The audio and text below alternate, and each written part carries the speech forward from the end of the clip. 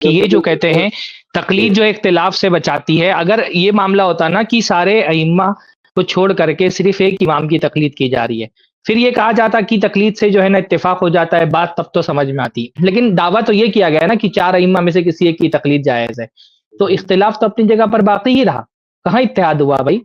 اور اس اختلاف صرف ایک میں نظریاتی طور پہ نہیں بتا رہا ہوں، بلکہ آپ مقلدین کی تاریخ اٹھا کر کے دیکھیں، باقاعدہ لڑائیاں ہوئی ہیں علماء کی. ابھی میرے پاس مطلب یہ ایک نیا پہلو ہے، انشاءاللہ آگے کبھی اسٹریم پہ اس پہ گفتگو کی جائے گی کہ پوری پوری کتابیں جلا دی گئیں، اپنے مسلک کے خلاف عالم کو شہر بدر کر دیا گیا، اس کے خلاف سیاسی سازشیں رچی گئی ہیں.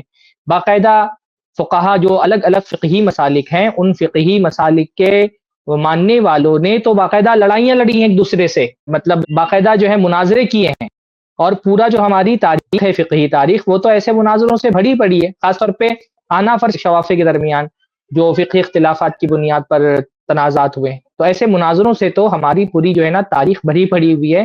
تو یہ جو تقلید کو جس مرض کا علاج بتا رہے ہیں، وہ مرض کا علاج کہاں رہا ہے؟ وہ مرض تو اور زیادہ بڑھ گیا بلکہ اس کی وجہ سے، جب امت کو فقہی مذہبوں میں تقسیم کر دیا گیا تو ان مذہبوں کا جو آپس میں اختلافات تھا، اس اختلاف کا تو اچھا پھر ایک مذہب کے ماننے والوں میں ہی دیکھ لیں آپ کہ ایک مذہب کے ماننے والوں میں بھی اتفاق کہاں تھا، جب آپ خود کہہ رہے ہیں کہ صاحبین جو ہے وہ امام ابو حنیفہ کے ساتھ ایک تہائی مسائل میں اختلاف کرتے ہیں، تو کتنے ایسے مسائل ہیں جس میں تقلید سے کوئی فائدہ ہی نہیں نکلا، کیونکہ آپس میں حنفی مذہب کے درمیان اختلافات ہیں.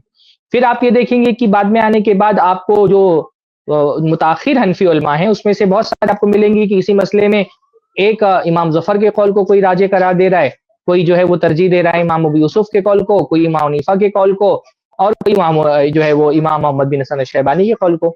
پوری حنفی صرف حنفی کتابیں آپ اٹھا کر کے دیکھ لیں فقہ کی، تو اس میں آپ کو بہت تنازعات ملیں گے اس طرح کے، بلکہ اس پر بھی تنازع ہے کہ بھائی یہ فتویٰ امام حنیفہ سے ثابت ہے کہ نہیں ثابت. یہ جو کہتے ہیں کہ اختلاف سے حل ہو جاتا ہے، اس پر خود آپ کو بہت بحث ملے گی کہ بھائی یہ فتویٰ امام حنیفہ ثابت ہے نہیں ثابت ہے. یا پھر امام ابو حنیفہ کے جو اصول بنائے گئے ان کے فتاوے سے، پھر ان اصولوں سے جو تفریح کی گئی اس میں بہت اختلاف ہے کہ یہ اصول ثابت ہوتا ہے کہ نہیں ثابت ہوتا ہے، پھر اس سے یہ تفریح ہوتی ہے کہ نہیں ہوتی ہے. جو عارف حنفی یہ مطلب اس طرح کی باتیں ہوا میں کہہ دینا تو آسان ہے، لیکن جو حنفی کتابوں کا بغور مطالعہ کرے گا تو اس کو تو یہ سارے اختلافات ملیں گے، کتابوں میں یہی سارے اختلافات تو درج ہوتے ہیں. اچھا پھر اور آگے آئیں، نوازل جو ہیں، نوازل میں تو ظاہر سی بات ہے آپ کو ائمہ کا قول نہیں ہے نا، تو اس میں تو تقلید آپ کے مسئلے کو حل نہیں کرتی ہے، اس میں تو اختلافات ابھی بھی باقی رہ جاتا ہے. جیسے آپ دیکھیں فقہ اکیڈمی کی جو کتابیں ہیں، جو آل انڈیا فقہ اکیڈمی کی کتابیں جو ان کے الگ الگ ہوتے ہیں، اس کو ہاں اس کو اٹھا کر کے دیکھیں آپ کے اختلافات نہیں ہیں اس میں. نوازل کے مسئلے میں کتنے اختلافات ہیں، جیسے شرابی کی طلاق کا مسئلہ آپ لے لیں، آپ فقہ اکیڈمی کی جو کتابیں اٹھا کر کے پڑھیں، صاف طور پہ یہ حالانکہ یہ نوازل نہیں ہے پر علماء دو خانوں میں بٹے ہوئے ہیں.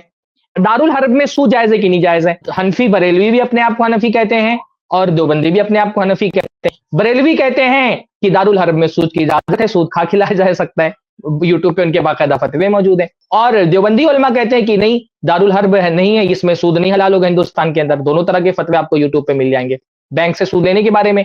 بریلوی علماء بھی اپنے آپ کو حنفی کہتے ہیں، دیوبندی علماء بھی اپنے آپ کو کہتے ہیں. بریلوی علماء کی ایک اچھی خاصی تعداد کہتی ہے کہ بینکوں سے سود لیا جا سکتا ہے. وہ جو دلیلیں دیتے ہیں وہ بھی حنفی فقہ کے اصول کے حساب سے ہی دیتے ہیں.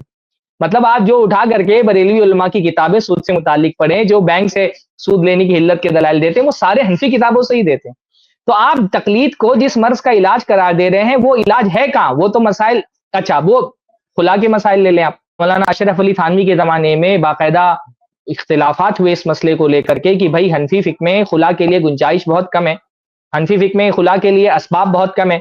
اور پھر مولانا اشرف علی تھانوی نے باقاعدہ مالکیہ کا فتویٰ امپورٹ کیا. تو اگر تقلید اختلاف کے مسئلے کا حل تھا تو پھر مالکیہ کا فتویٰ لینے کی کیا ضرورت تھی؟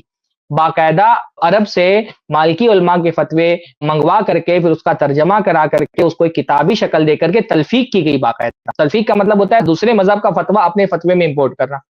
اس کا ترجمہ کیا گیا. الحیلۃ الناجزہ للحیلۃ العاجزہ جو مولانا اشرف تھانوی کی بہت معروف مشہور کتاب ہے، اس کا موضوع یہی ہے. نوازل میں اس کا موضوع یہی ہے. ہاں اس پہ پھر اختلاف بھی ہوا، اور اس پر اختلاف بھی ہوا، اس پر اختلاف بھی ہوا. مولانا اشرف علی تھانوی نے جو لکھا اس پر بہت اختلاف بھی ہوا. انہوں نے کچھ اسباب بڑھائے، پھر قاضی مجاہد الاسلام نے کچھ اسباب بڑھائے. تو آپ تقلید کو جس مرض کا علاج بتا رہے ہیں اوپر سے نیچے تک تو وہ علاج ہے ہی نہیں. اور یہ ایک دلچسپ موضوع ہے. میں کوشش کروں گا کہ اگلی اسٹریم میں کچھ مطلب ابھی حوالے یاد نہیں آ رہے، ورنہ مجھ کو پتا ہے کہ باقاعدہ علماء کی لائبریریاں جلائی گئی ہیں، ان کو نکالا گیا ہے، ان کو ان کے شہر سے شہر بدر کیے گئے ہیں انہی تقلید کی وجہ سے. ہماری پوری تاریخ اس سے بھری ہوئی ہے.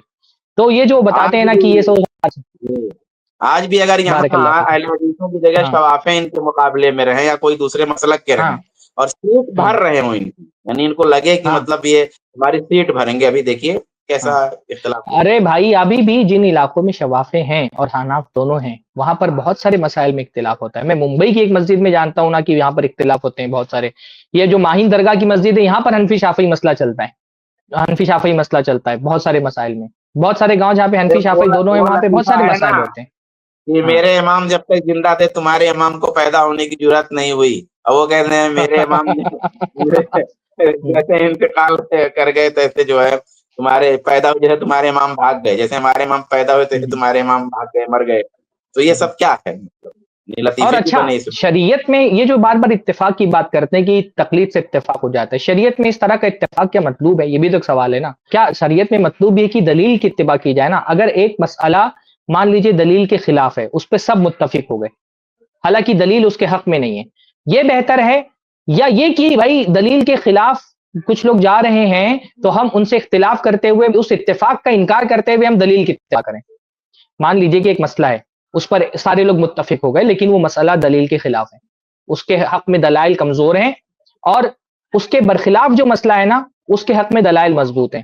تو اب میرے لیے کیا لازم اور مناسب ہے کہ سارے لوگ کیونکہ ایک غلط مسئلے پر اتفاق کیے ہوئے ہیں تو میں اختلاف نہ کروں دلیل کی بنیاد پر اور اس اتفاق کا حصہ بن جاؤں، یا میرے لیے یہ مناسب ہے کہ میں دلیل کی بنیاد پر اختلاف کروں؟ میرے لیے کیا رویہ زیادہ مناسب ہوگا؟ دلیل کے خلاف متفق ہونے سے دلیل کی بنیاد پر اختلاف کرنا بہتر ہے. تو یہ اتفاق شریعت میں مطلوب ہی نہیں ہے کہ آپ ایک غلط چیز پر سب متفق ہو گئے تو یہ اتحاد باقی رہنے دیا جائے.